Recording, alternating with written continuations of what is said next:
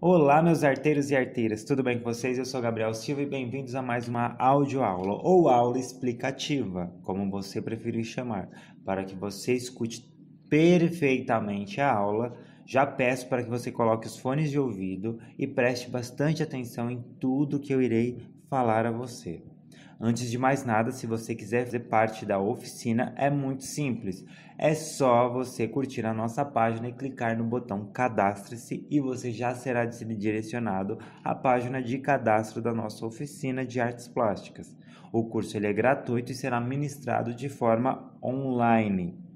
Bom, dando continuidade à aula passada, a arte abstrata ou abstracionismo é geralmente entendida como uma forma de arte, especificamente dentro das nossas artes visuais, que não representa objetos próprios da nossa realidade concreta exterior. O que seria concreto exterior? Aqueles objetos como cadeira, como sofá, figuras. Então a arte abstrata ela usa formas e cores de linhas totalmente diferentes para compor uma realidade da obra, de uma maneira que não é representacional. Como eu informei na aula passada, a arte abstrata ela surgiu por volta do século XX por determinados movimentos e escolas que genericamente se encaixam na arte moderna, ou futurismo, que ainda fossem representativas e figurativas, buscando sintetizar os elementos da realidade natural, com resultado em obras que fugiam à simples imitação daquilo que era concreto. E hoje nós iremos falar de alguns artistas extremamente importantes dentro da nossa arte abstrata. Vamos começar por volta de 1951. Antônio Bandeira, isso mesmo, um artista de Fortaleza, Ceará. Dentro de todas suas obras, a obra mais famosa de Antônio Bandeira é a Paisagem do Agreste, que foi criada em 1959. E ele nada mais é que um dos pintores mais valorizados dentro do nosso país. E ele também possui a maior coleção particular em museus do nosso país. E um outro pintor famoso, Ivan Serpa, nasceu em 1923 no Rio de Janeiro. Uma das suas maiores obras são Círculos no Espaço. É uma obra particularmente onde tem bastante degradê de cores e ele representa os planetas. Essa obra ela foi criada em 1972. Foi um pintor, desenhista, professor e gravador brasileiro. A obra de Ivan Serpa, desde o início da sua carreira, oscilou-se entre o figurativo e a arte concreta. Recebeu vários prêmios e participou de várias bienais do nosso país e principalmente no nosso estado de São Paulo. E como ele é um artista que oscila muito entre seus trabalhos, como eu costumo dizer, ele, mais ou menos na década de 50, nos anos 50, o seu trabalho ele ganhou novos rumos para incorporar novos elementos. E foi aí que foi criado a primeira obra de arte que se chama Faixas Ritmadas, em 1958.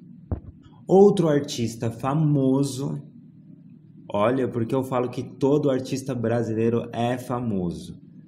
Iberê Camargo nasceu em 1914. Ele sendo natural de Rio Grande do Sul, uma das suas maiores obras e mais comentadas até hoje foi Fantasmagoria, que foi criada em 1987. Foi um pintor, professor, uma grande referência dentro da arte gaúcha e brasileira em geral.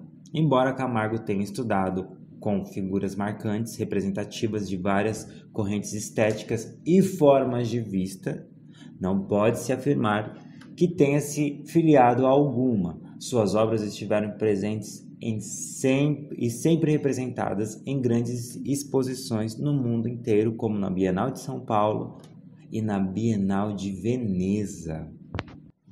Esse é um outro artista, é Manabu Mambi, que nasceu em 1924, em Kukamoto. Isso.